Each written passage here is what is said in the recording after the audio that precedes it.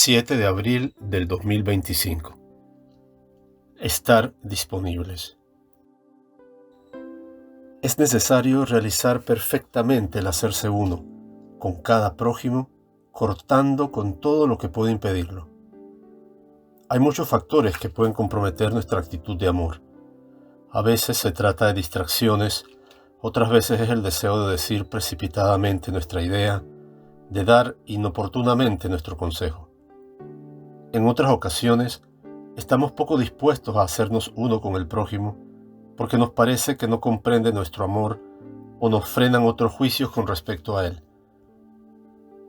En algunos casos, lo que nos lo impide es un recóndito interés de conquistarlo para nuestra causa.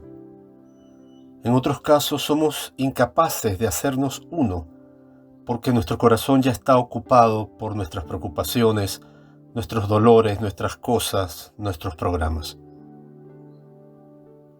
¿Cómo hacer entonces para hacernos uno y que las preocupaciones, los dolores, las ansiedades del hermano puedan entrar en nosotros?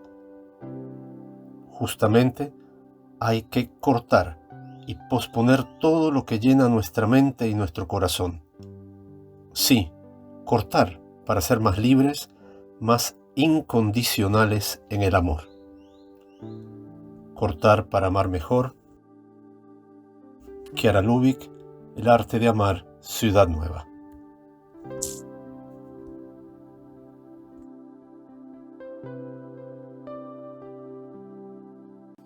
Hola, si te ha gustado este video, danos un like, un dedito hacia arriba y suscríbete al canal.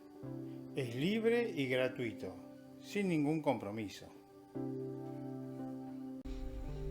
Palabra de vida. Abril de 2025. Miren que realizo algo nuevo.